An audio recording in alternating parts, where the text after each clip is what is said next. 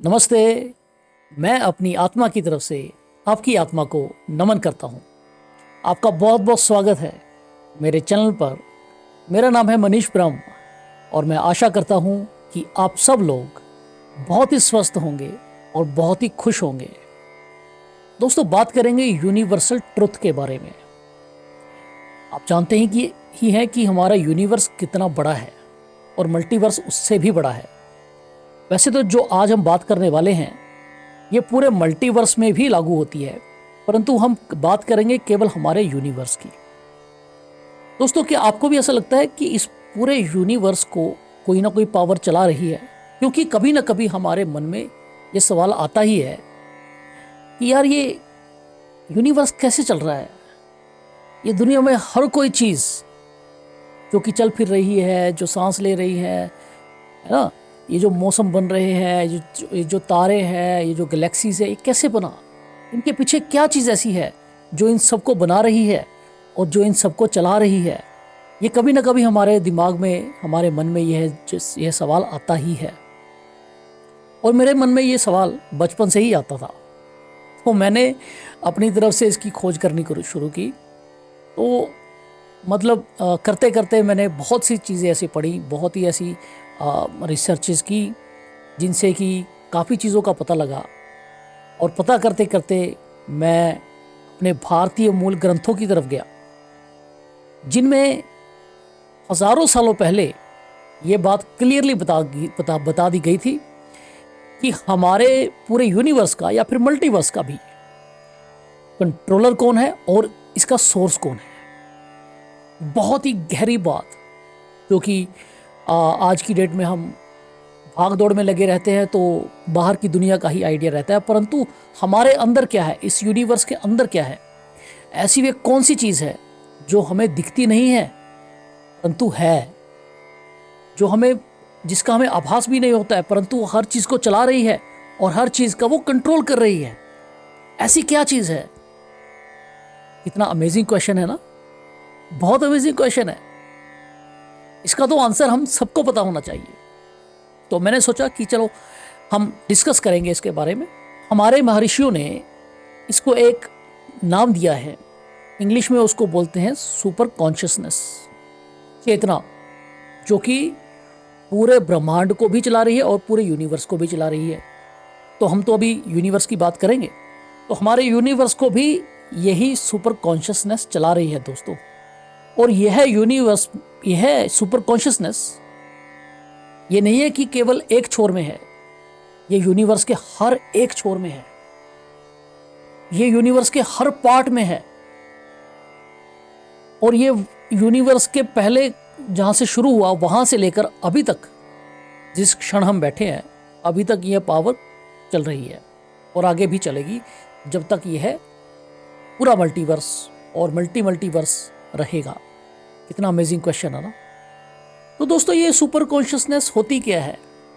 हम सब के अंदर एक ऐसी चीज़ होती है जो कि हमें चलाती है, जो कि हमारे शरीर को भी चलाती है, जो कि हमारे मन को भी चलाती है, जो हमारे बुद्धि को भी चलाती है और जो हमारी सांस को भी ऑटोमेटिकली चलाती है।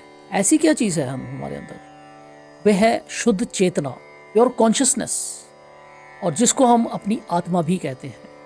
आज ऐसा है ना कि लोगों ने, या फिर कुछ ऐसे लोगों ने जो हमारे कल्चर से नफरत करते थे, उन्होंने आत्मा को एक नेगेटिव रूप दे दिया, जैसे कि आत्मा को भूत प्रेत का नाम दे दिया। परंतु आत्मा बहुत शुद्ध चेतना होती है मित्रों। आत्मा बिल्कुल भी कोई नेगेटिविटी से इसका कुछ लेना देना नहीं होता है। आत्मा एक शुद्ध चेतना है जो कि मेरे अंदर, आपके अंदर और सभी के अंदर है। कितना अमेजिंग, सभी के अंदर है, केवल मेरे अंदर नहीं है, केवल आपके अंदर नहीं है। परंतु ये यूनिवर्स में जो कुछ भी है, एक चींटी से लेके पेड़ तक, हमारी धरती से लेके पूरी गैलेक्सी तक, और फिर पूरे ब्रह्मांड तक, पूरे यूनिवर्स तक, और फिर मल्टीवर्स तक भी। मल्टीवर्स का भी जो कॉन्सेप्ट है, वे हमारे ही पूर्वजों ने दिया हुआ है। बाद में जितने चाहे वो लोग अपने अपने लेबल लगाते रहे, परंतु ये हमारे पास शुरू से ही था। तो यह है सुपर कॉन्शियसनेस, जिसका पार्ट हमारे अंदर है, जिसको हम आत्मा भी बोलते हैं। वे शुद्ध चेतना है, वे हमारे शरीर को चलाती है, हमारे मन को चलाती है, बुद्धि को चलाती है, हमारे अहंकार को चलाती है, हमारी ब्रीदिंग को चलाती है। हमारी बॉडी के अंदर जो कुछ भी चलायमान है, वे जो एक एक सेल भी है, ये हमारी कॉन्शियसनेस के कारण ही चलता है। जब इंसान की मृत्यु हो जाती है, ये कॉन्शियसनेस, यह आत्मा शरीर छोड़कर चली जाती है और शरीर में कुछ नहीं बचता है। इसका मतलब क्या है कि जो सूक्ष्म शरीर है, यानी कि आत्मा है, वह सारा चला गया है। बॉडी में तो फिर कुछ बचा ही नहीं। अगर हम ये सोचते हैं कि हम ये बॉडी हैं, तो फिर हमारी बहुत बड़ी बेवकूफ़ी है, क्योंकि बॉडी हमारे असली जो हमारी एग्जिस्टेंस है, उसका कुछ एक छोटा सा पार्ट है। उसका बहुत बड़ा पार्ट तो कुछ और है, जो कि उससे भी डीप है, जिसको हम सटल बॉडी बोलते हैं, सूक्ष्म शरीर बोलते हैं। और सूक्ष्म शरीर में हमारा मन, बुद्धि, अहंकार, चित्त और आत्मा आता है। ये सभी के अलग अलग लेवल्स हैं, अलग अलग फ्रीक्वेंसीज हैं, और ये अलग अलग लेवल पर अपना अपना काम करती हैं। और ये इनको जानना इतना अल्टीमेट है, इतना अल्टीमेट एक्सपीरियंस है, जब आपको पता चलता है कि यार अच्छा ऐसा भी है हमारे अंदर। आप एक बार अपने अंदर उतर कर तो देखिए। और ध्यान करना इसका सबसे बेस्ट तरीका है, राजयोग के रास्ते पर चलना, या फिर आप अपनी तरफ से ध्यान कीजिए। थोड़े बहुत टिप्स सीखिए, थोड़े बहुत टेक्निक सीखिए ध्यान करने की, और आप स्वयं ध्यान कीजिए, घर पे कीजिए। थोड़ा सा योगासन कीजिए और ध्यान कीजिए। अगर आपको योग और मेडिटेशन की क्लासेस लेनी है तो आप मुझे कांटेक्ट कीजिए। तो आत्मा हमारे अंदर की सुपर कॉन्शियसनेस का पार्ट है, और ये पूरे ब्रह्मांड का भी पार्ट है। पूरे ब्रह्मांड को, मल्टीवर्स को यही चलाती है। अच्छा, फिर जब हमें यह पता लगता है ना कि ये सब कुछ तो एक ही है, पूरे ब्रह्मांड में जो कुछ चल रहा है वो एक ही पावर चला रही है, जो कि इसका सोर्स है और जो कि इसका कंट्रोलर भी है, तब हमारे अंदर वननेस का विजन आता है। वननेस का विजन यानी कि आप किसी भी वस्तु को देखते हैं, आप किसी भी जीव को देखते हैं, चाहे वो कीड़ा है, चाहे वो हाथी है, चाहे वो इंसान है, किसी भी जीव को देखते हैं, चाहे वो पेड़ भी है, चाहे वो फल है, चाहे वो कुछ भी है, और चाहे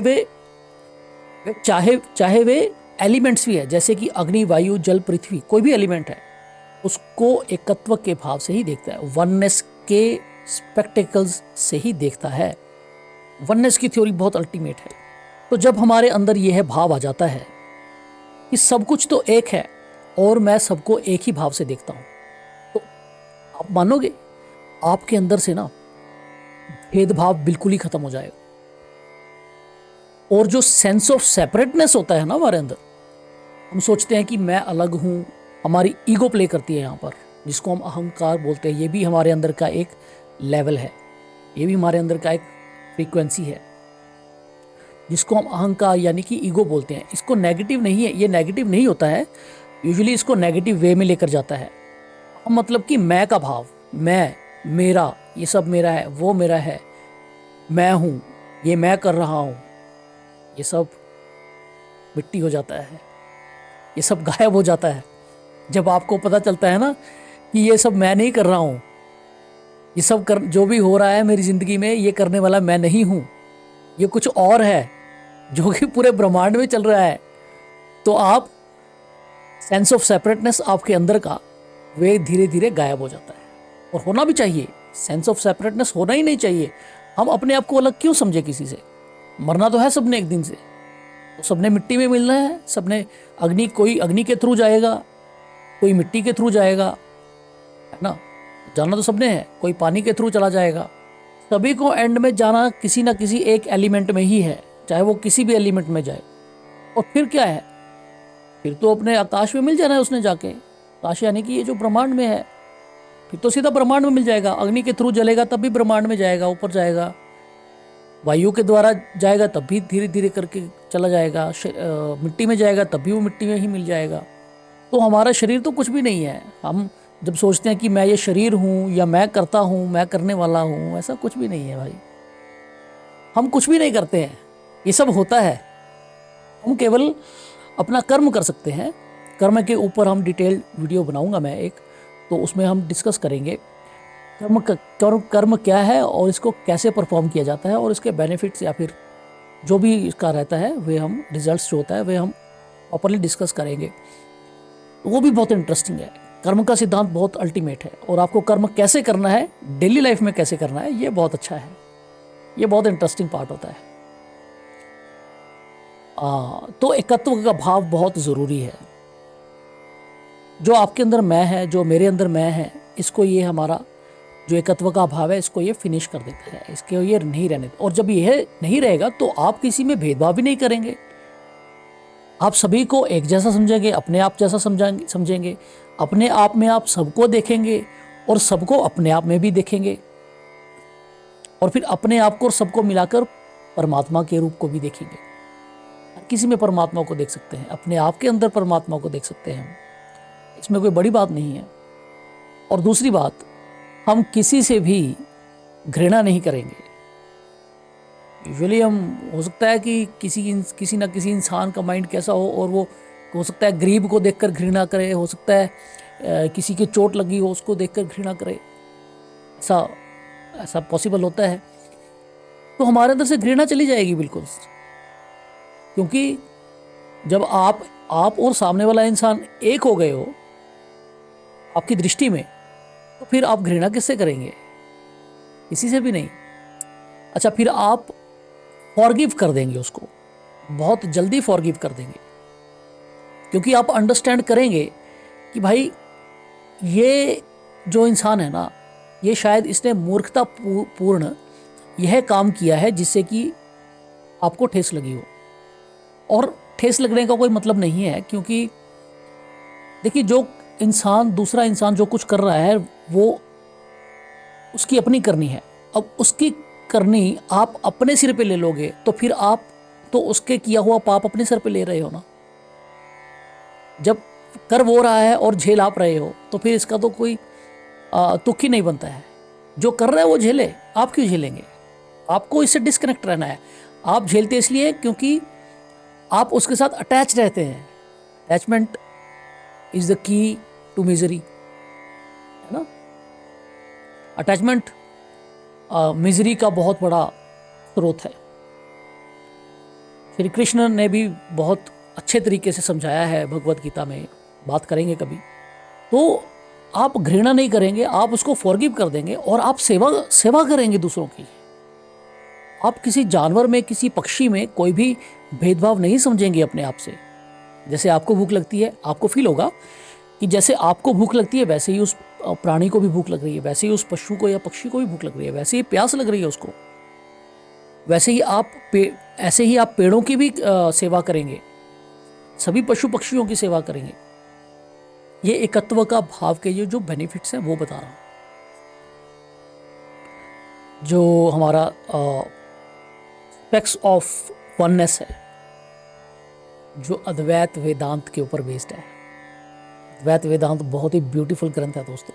हमारे यहाँ पर इतने अल्टीमेट ग्रंथ है ना, अरे आप बिलीव नहीं करोगे, क्योंकि ये सब ऐसी चीजों के ऊपर आधारित है जो कि परमानेंट ट्रुथ है। टेम्परेरी कुछ भी नहीं है, परमानेंट ट्रुथ के बारे में सच्चाई बता रहे हैं। बहुत डीप फिलॉसफी है। आज की मॉडर्न फिलॉसफी आपको बताऊं तो कुछ भी नहीं है। ये फिजिकल, हाँ, जो हमारे यहाँ की फिलॉसफी है फिजिकल वर्ल्ड से ऊपर उठकर है। या फिजिकल वर्ल्ड के अंदर की थ्योरीज है, जो अंदर है हमारे, जो दिख रहा है वे नहीं, जो हमारे अंदर है, घट रहा है वे। तो आज की हम जो मेडिटेशन है वे करेंगे। तो एकत्व का भाव होना बहुत ही ज़्यादा इंपॉर्टेंट है। जिस इंसान में जितना जल्दी एकत्व का भाव आए उतना बेहतर है। और इस एकत्व के भाव को लाने के लिए ध्यान करना सबसे ज़्यादा अच्छा है। ध्यान करने से आपकी जितनी भी इम्प्योरिटीज़ हैं आपकी बॉडी में, ये सब चली जाएंगी, क्योंकि हम स्टेप बाय स्टेप ध्यान की ओर जाते हैं। जो हमारी मेडिटेशन क्लासेस होती हैं उसमें भी हम योग और ध्यान ये दोनों को चलाते हैं, क्योंकि देखिए ये जो मेडिटेशन है ना, ये योग से अलग नहीं है। योग एक अम्ब्रेला टर्म होती है। योग एक अम्ब्रेला टर्म है जिसके अंदर की बहुत सी चीज़ें आती हैं। अब योग के अंदर ही आपको जो मेन है वे आपको बता दूं कि राजयोग है द पाथ ऑफ मेडिटेशन, कर्म योग है द पाथ ऑफ सर्विस, भक्ति योग है द पाथ ऑफ डिवोशन, और ज्ञान योग है द पाथ ऑफ नॉलेज। ऐसे अलग अलग योग हैं। तो हम जो हम प्रैक्टिस करवाते हैं वे है राजयोग, जो कि पाथ ऑफ मेडिटेशन है। और बाकी भी ऐसा नहीं है कि बाकी योग नहीं चलते हैं, सभी योग साथ में चलते हैं। और यूजुअली हमें लगता है कि शायद एक्सरसाइजेज करना ही, स्ट्रेचिंग करना ही योग है। वह हठ योग होता है जो कि हमारी बॉडी के लिए केवल होता है, बॉडी को इतना मजबूत बनाने के लिए होता है कि ज़्यादा से ज़्यादा लंबी उम्र जी जाए। वह हठ योग होता है जो कि फिजिकल एक्सरसाइज रहती हैं। फिर मेंटल एक्सरसाइज के लिए राजयोग, मेडिटेशन के लिए, और इसके 8 स्टेप्स वही हैं जो कि पतंजलि योग सूत्र में बताए गए हैं। और पतंजलि योग सूत्र पर ही हमारा एक कोर्स आधारित है, उसके ऊपर ही चल के हम ये कोर्स करवाते हैं ध्यान का। और ये बहुत इंटरेस्टिंग है। आपकी लाइफ कुछ ही दिनों में इतना अच्छा परिवर्तन आएगा आपकी लाइफ में कि आप बिलीव नहीं करेंगे, इतना अच्छा परिवर्तन आता है। तो चलिए आज का ध्यान करते हैं। ध्यान करेंगे वननेस के ऊपर कि हम सब एक ही हैं, एकत्व का भाव लेकर चलेंगे जब भी हम ध्यान करेंगे। चलिए सबसे पहले तो हम आसन ले लेंगे। कोई भी आप बैठने के लिए कुशन ले सकते हैं 2 से 3 इंच का। थोड़ी सी हाइट पे बैठेंगे तो बेहतर रहेगा। यूजली हाइट पर बैठना ही बेहतर रहता है। तो आप 2 या 3 इंच का कोई कुशन ले सकते हैं जिसके ऊपर आप कंफर्टेबली बैठ सको। सीधे बैठ जाएंगे, पीठ को बिल्कुल स्ट्रेट रखेंगे, स्पाइन इरेक्ट रहेगी आपकी, और वैसे ही आपकी नेक और हेड भी बिल्कुल सीधा रहेगा। बॉडी को ढीला छोड़ देना है, बॉडी में बिल्कुल भी स्ट्रेस नहीं रहेगा। आपके शोल्डर्स, आपका स्टमक का पार्ट, आपकी लेग्स, आपकी आर्म्स बिल्कुल कंफर्टेबल, बिल्कुल रिलैक्स्ड। इनमें बिल्कुल भी तनाव नहीं रहेगा।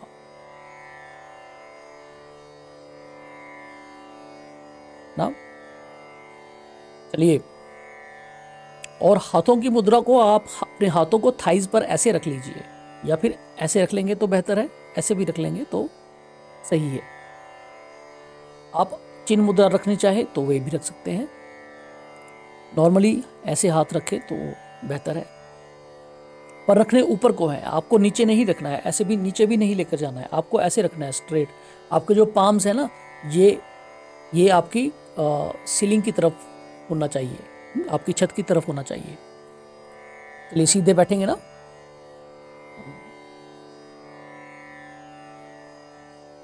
आंखें धीरे धीरे बंद कर लेंगे।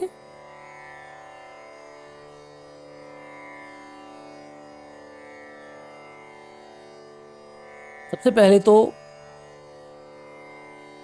हम प्राणायाम से शुरू करेंगे, क्योंकि प्राणायाम जो है ये ध्यान के लिए एक बूस्ट है। प्राणायाम करने के बाद जब हम ध्यान करते हैं वो बहुत ही अच्छे तरीके से लगता है। प्राणायाम में सबसे पहले हम भस्त्रिका प्राणायाम करेंगे। भस्त्रिका प्राणायाम में क्या करना है, आपको 4 सेकंड के लिए एक लंबी श्वास खींचनी है और 4 सेकंड का पॉज करना है, और फिर 4 सेकंड के लिए ही आपको लंबी जो सांस है वो छोड़नी है, और फिर से 4 सेकंड का पॉज, और फिर से इनहेल करना है। देखिए 4-4-4-4 का पार्ट्स है। शुरू करने के लिए यही बेहतर है। 4 सेकंड के लिए इनहेल, 4 सेकंड का पॉज, 4 का एक्सहेल, और 4 सेकंड का ही पॉज। ऐसे ये पूरा सर्कल में आपका चलेगा। चलिए इनहेल करेंगे, 4 सेकंड में अच्छी तरह से इनहेल करेंगे, पूरा लंग्स को भर के।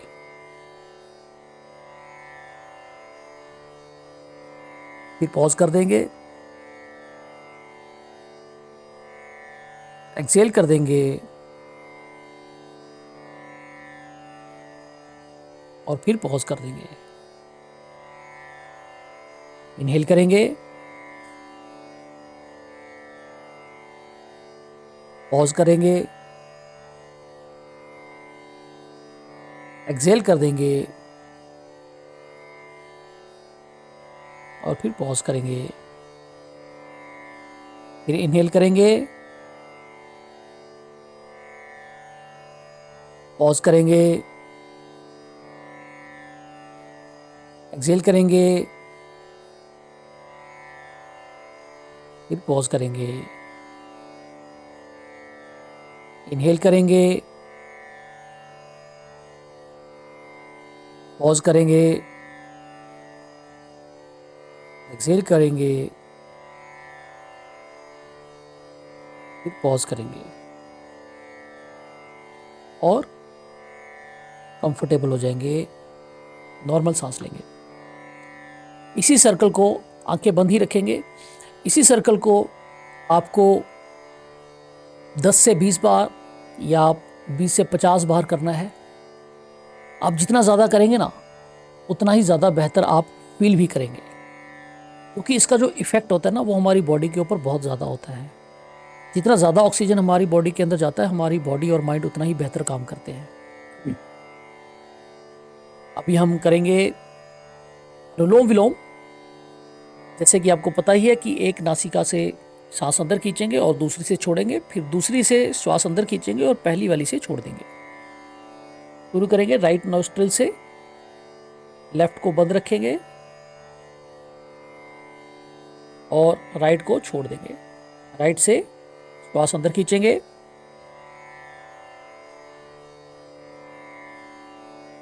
और लेफ्ट से छोड़ देंगे।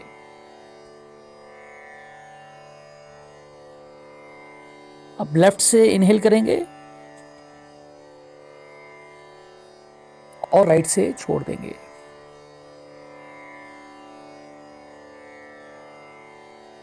राइट से इनहेल करेंगे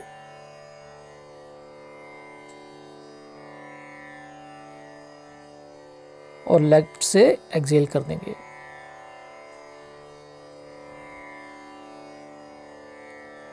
लेफ्ट से इनहेल,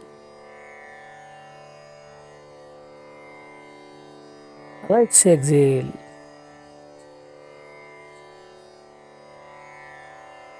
राइट से इनहेल, लेफ्ट से एक्सहेल।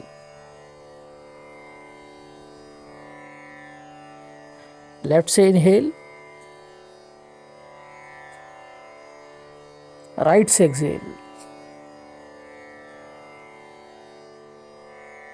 राइट से इनहेल,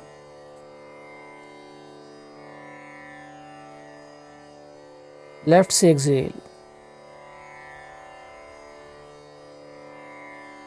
लेफ्ट से इनहेल और राइट से एक्सहेल।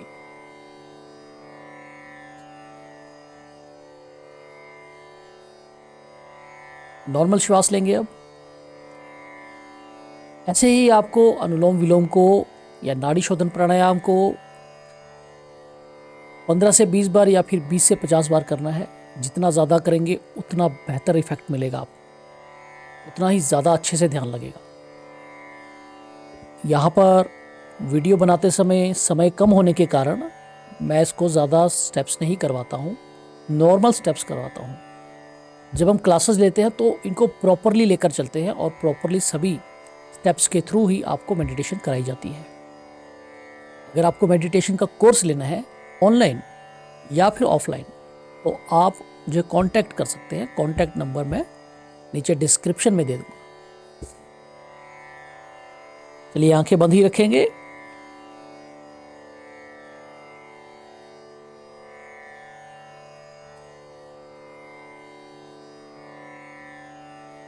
बीस बार कपालभाति करेंगे। गिनती के 20 बार आप कपालभाति करेंगे। सिर्फ बाहर सांस को बाहर छोड़ना है। देखिए ऐसे।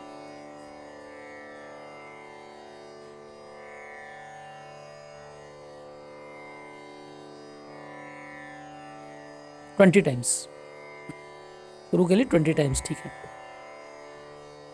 कपालभाति करने के बाद आंखें बंद ही रखेंगे, हम ओम का उच्चारण करेंगे। लंबी गहरी सांस भरेंगे। ओम का उच्चारण के लिए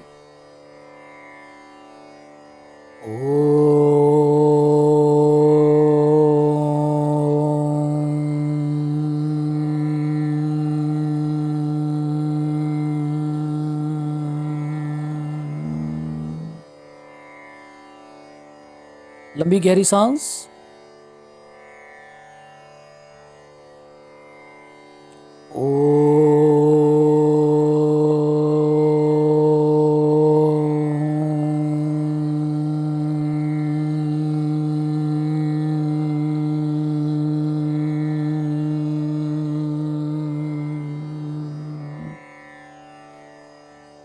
एक और लंबी गहरी सांस।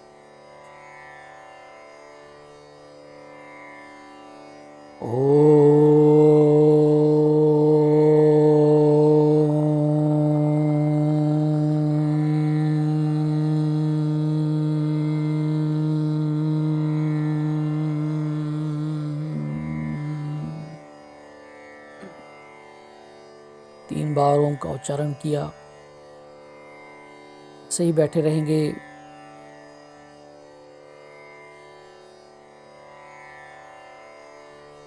अपने ही मन में सोचेंगे कि जो भी इस दुनिया में दिखता है या नहीं दिखता है, जो चलता है या नहीं भी चलता है, जो पूरे ब्रह्मांड में है, वे सब एक है। उन सब में कोई भी डिफरेंस नहीं है, केवल नाम और रूप का ही फर्क है। उसका नाम अलग हो सकता है और उसका रूप अलग हो सकता है, परंतु अंदर से सब कुछ एक ही है। जो मेरे अंदर है वही आपके अंदर है, जो हमारे अंदर है वे सब के अंदर है। पूरी दुनिया में कोई भी प्राणी है, कोई भी कीड़ा है, कोई भी पशु है, कोई भी पक्षी है, कोई भी पेड़ है, कोई भी एलिमेंट है, कोई भी तारा है, कोई भी गैलेक्सी है, कोई भी ब्रह्मांड है, सभी में एक ही सुपर कॉन्शियसनेस विराजमान है। मेरे अंदर भी वही है, आपके अंदर भी वही है, और सभी प्राणियों के अंदर वही सुपर कॉन्शियसनेस है। और मैं उसी सुपर कॉन्शियसनेस का ध्यान कर रहा हूँ या कर रही हूँ, और मैं उसी सुपर कॉन्शियसनेस को ही देखूंगा सबके अंदर। किसी भी प्राणी के लिए मेरी दृष्टि उसके आत्मा की तरफ ही होगी, उसके आत्मा तत्व की ही तरफ होगी, जो उसके अंदर एग्जिस्टेंस का रूप है, जो दिख नहीं रहा है परंतु उसके अंदर है। मैं उसी को देखता हूँ। अपने मन में यह दोहराइए कि मैं सभी प्राणी मात्र में उसी एकत्व भाव को देखूंगी, जो कि सच्चिदानंद प्योर कॉन्शियसनेस है, सबके अंदर है। नाम रूप बहुत छोटी प्रोपोर्शन में है। जो नाम रूप का परसेंटेज है वो लगभग 10% का ही होगा। जो असली इंसान है, जो उस प्राणी के अंदर, जो उसका असली तत्व है, वो उसके अंदर है। बाहर से तो केवल हम स्किन को ही देख सकते हैं, परंतु हमारे ही तीसरे नेत्र से हम उनके अंदर के शुद्ध चेतन स्वरूप को महसूस कर सकते हैं। मैं जब भी किसी भी इंसान से मिलूंगा या मिलूंगी, मैं उसके नाम और रूप की बजाय उसके अंदर जो तत्व है उससे बात करूंगा या उससे बात करूंगी। बात तो उनका शरीर ही करेगा, कर्म तो उनका शरीर ही करेगा, परंतु जो वे बोल रहा है, जो वे बोल रही हैं, वे उसके तत्व से ही निकलता है। क्योंकि सारा ज्ञान हमारे बाहर से भीतर की ओर जाकर हमारी आत्मा पर ही चलता, हमारी आत्मा में ही कलेक्ट होता है। और वही आत्मा, वही बुद्धि, वही मन, वही अहंकार बाहर से बात करता हुआ नजर आता है।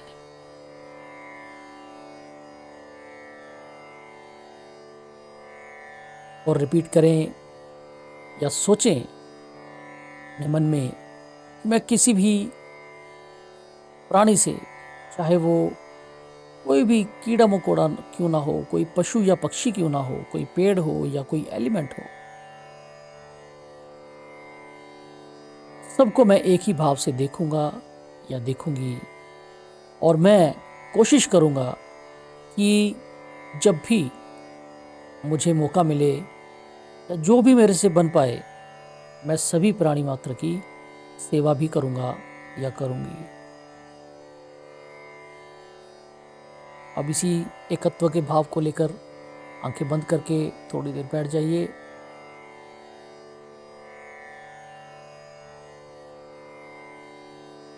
आपके अंदर एक ही भाव रहे, वननेस का।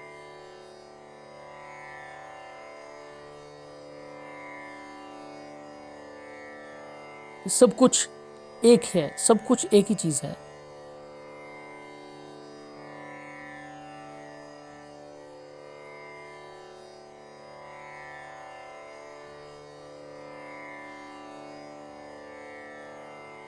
सौ ग्राम सोने में से 10-10 ग्राम की 10 चीजें बन सकती हैं और सभी का नाम और रूप अलग हो जाता है।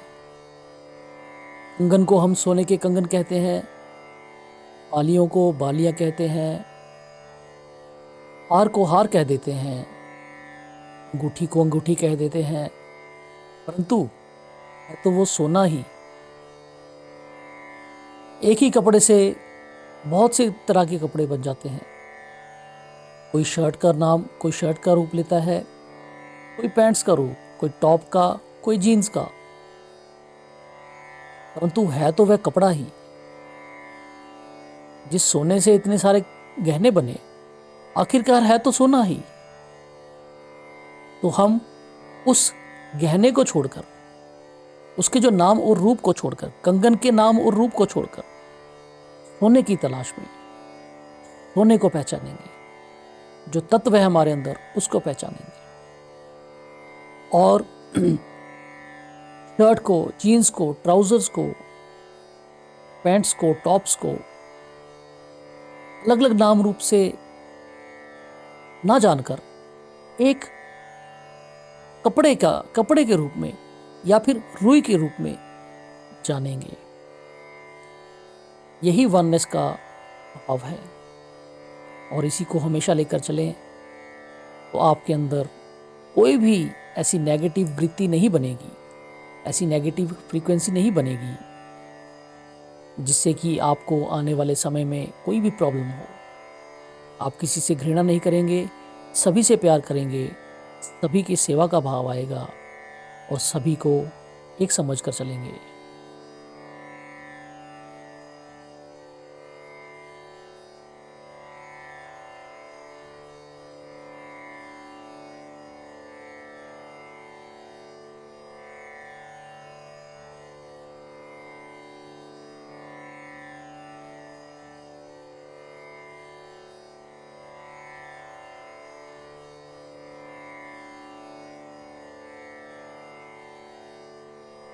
किसी भी पशु या पक्षी के बारे में सोचिए और जानिए कि आप में और उसमें कोई भेद नहीं है।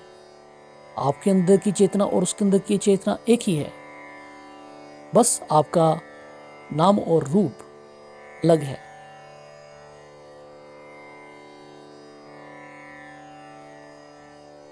किसी भी पशु पक्षी को लीजिए, किसी डॉगी को कर सकते हैं, किसी भी बर्ड को कर सकते हैं।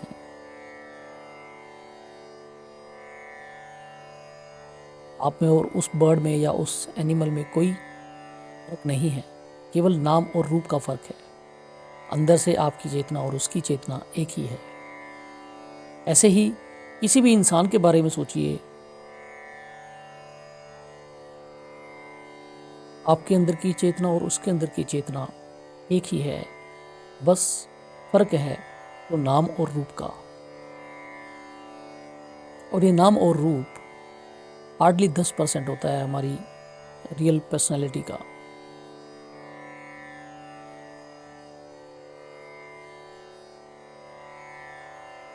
इसी एकत्व के भाव को हमें लेकर चलना है और पूरे विश्व में इसी भाव को लाना है, ताकि कोई भी किसी से घृणा ना करे, कोई भी किसी से लड़ाई ना करे, सभी प्यार से रहें और सभी एक दूसरे की सेवा करें।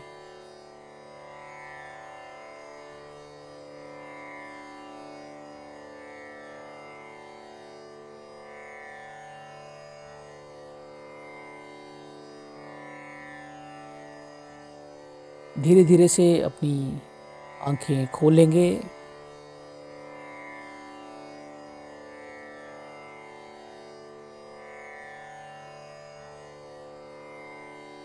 मैं आशा करता हूँ कि आज का मेडिटेशन वर्कशॉप आपके लिए बहुत हेल्पफुल रहा होगा। अपना समय देने के लिए बहुत बहुत धन्यवाद। हर हर महादेव।